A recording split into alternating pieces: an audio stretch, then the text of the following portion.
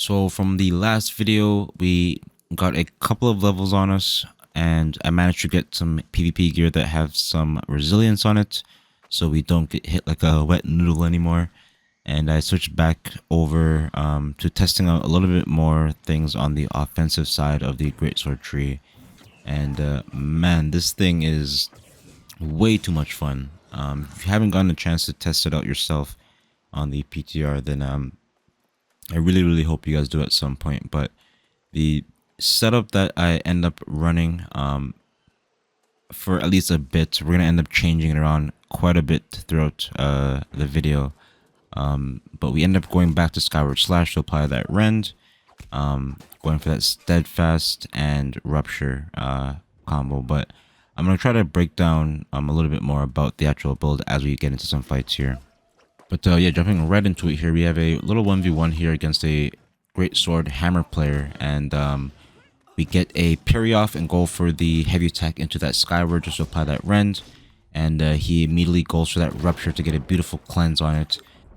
The thing I really like about the Greatsword is how much it rewards you being in the proper stance at the right time.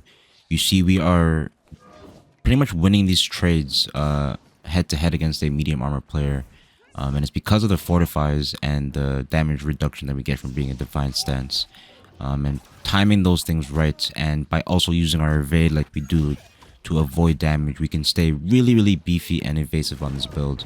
But just a straight up brawl that we got ourselves into here. Runs us a little bit out of stamina, but we use that Skyward Slash to stagger him and interrupt, and every single time that I apply that rend, he goes for that cleanse just like he should. And we're kind of in a little bit of a stalemate here. I try to go for a heavy to put myself into the offensive stance there, but you see we missed a couple of times, and there even I try to go for a guard point to block the damage.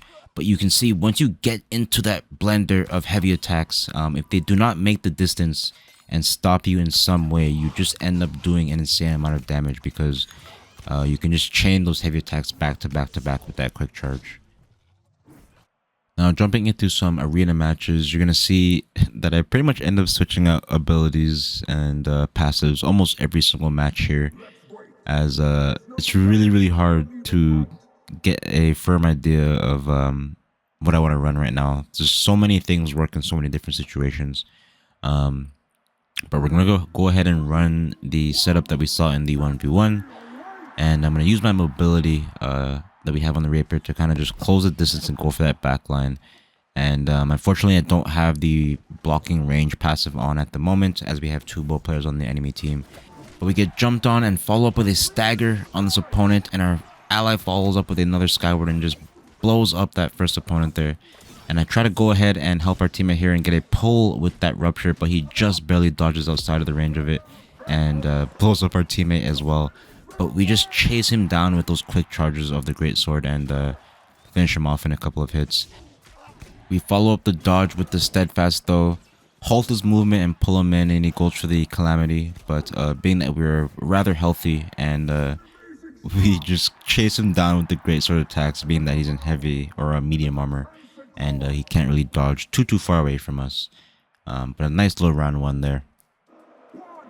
Jumping into round two though, we're going to go ahead and try to play a similar strategy and try to switch to that Greatsword once we find an opening with our rapier here.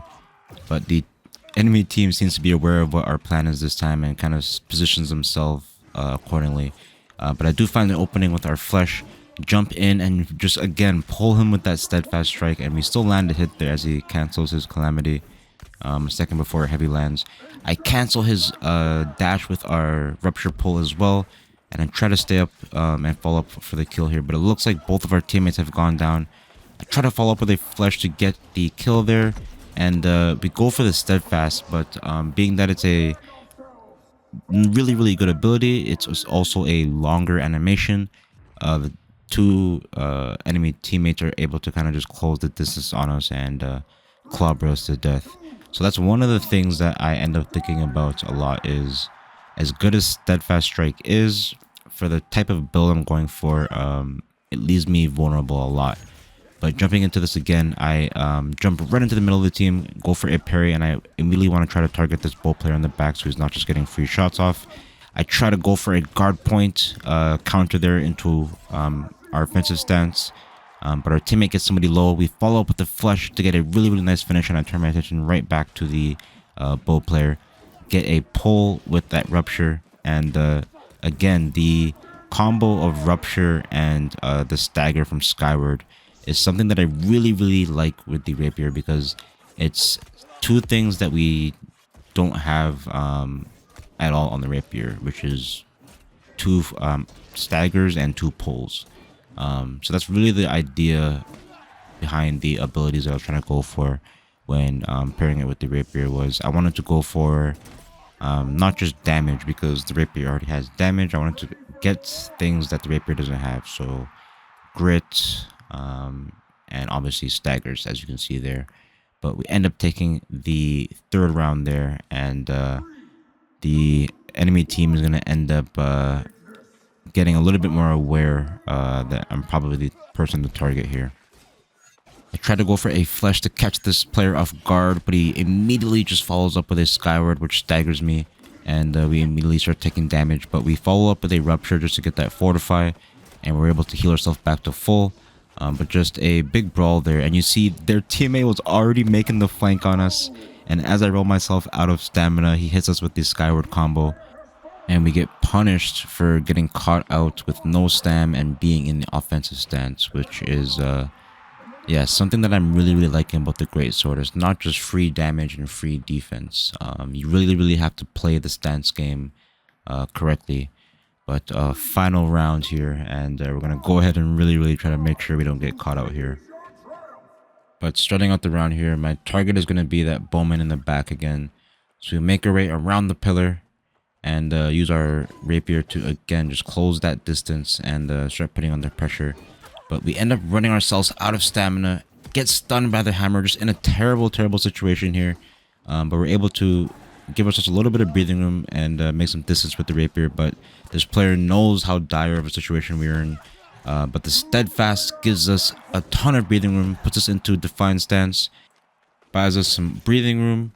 And being that we are in defiant stance, I try to go for a guard point to switch to our offensive stance, but we get some assistance. I go for the stagger, and we're able to follow up with that rapier to chase down and get that finish there. And being that we're left in a little 2v1, we're able to finish out this match here. But the thing that I end up thinking about after this match is steadfast. It is incredibly powerful, but with multiple opponents on you, the animation just leaves you vulnerable for too long. So the switch that I end up making is towards Calamity. And not just Calamity. As I mentioned before, the idea behind my builds that I like to try to build for is for as many situations as possible, and fighting, multiple opponents. And I kind of switched up. I think I was a little bit more on the offensive side, but we did end up dropping Steadfast for Calamity. Picked up arrow deflection because the ability to block range attacks is huge, and it immediately kind of changes how your opponent is able to fight you, which you're gonna see in this match here. And another perk which I ended up really underestimating how valuable it could be. Again, because of the fact that we're able to block range attacks, you have time to activate this, which is another free way of putting you into defiant stance and getting defensive buffs without having to use an ability. So this is the setup that I ended up liking, and what I ended up running in the next match, minus Wary Posture, I believe, because I don't think I had enough points for it at the time. Right away, though, you're going to see a completely different approach. We're going from full charging them with the rapier from a much, much more steady approach with the Greatsword. And we end up actually blocking a bit of damage from that shot, end up blocking another light attack there with the Greatsword, and we're able to just walk down this opponent there, even avoiding the damage from that Greatsword ability with the rapier. And we're able to successfully make our way in there, but we use up all of our stamina, avoiding a couple more abilities, kind of space ourselves out just to get some breathing room, and that enemy player there kind of runs into the 3-piece combo as our teammate helps us finish him off there. as we turn our attention to the next target here. But the stance switching is just too much fun. Calamity counter. The thing I like about calamity counter is it also allows me to switch into defiant stance a little bit quicker than steadfast strike does. I have to wait for the entirety of steadfast strike to complete, whereas I can just kind of activate calamity and then instantly attack, and then we're into defiant stance. But already a much different setup than I was running before. Jumping into the second round, though, I try to make some distance a little bit faster this time, and I try to go for the calamity, but the riposte beats the calamity. We flush through and try to go for that target in the back, block another light attack with that ranged block, switch to the rapier, parry him during his skyward, with a really nice combo there. But you see, I ended up using a rupture early on in that fight, and we're gonna end up paying for here because we end up taking some damage while we had that rend on us. But we're gonna go ahead, jump into that calamity just to buy ourselves a little bit of time to get some stamina back. Immediately out of the calamity, we're gonna go ahead and use our flesh to reposition ourselves and make a lot of distance in that offensive stance. We get some help, use the rupture to get that AoE pull and get that target behind us, and jump on and finish off that second target there. But already a really nice setup that I'm liking. I feel like calamity paired with riposte just gives me a lot more options to make more mistakes. But it's match point for us, and I try to play way more aggressive than I have been during the match to see if I can find a pick early on. Using that offensive stance, I try to go for the aggressive rupture, but he counters it with the calamity, and then we get caught in a bit of a blender there. I do make my way out though, stagger with the skyward slash, and we're just trying to follow up with the pressure here to see if we can find this kill, blocking a range attack here and there. But we end up back into the blender and taking a bunch of damage from pretty much everybody here, and I'm kind of forced to make my way out.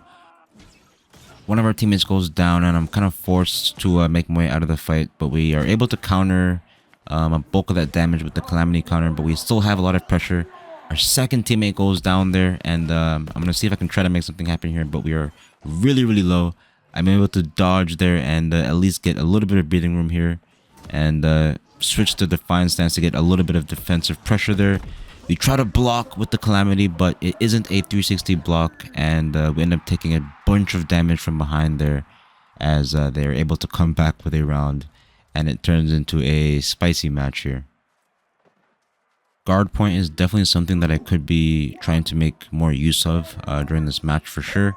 But as we're all learning the Greatsword, it's hard to remember all the things. But you see, I try to make another aggressive play there, but I changed my mind as my teammates end up getting swarmed pretty hard here. I try to go ahead and make a play to help out my teammate, but he gets caught in a grab wall, takes a crosscut, and gets sniped. Just a nasty combo. Same thing with my second teammate. Try to give him a little bit of assistance there, but you see we negate a ton of damage there with Calamity, which would have killed us, but we end up getting rooted there anyways. Just barely make it out with riposte, and I'm trying to see what I can do, but with everything on cooldown, we are pretty much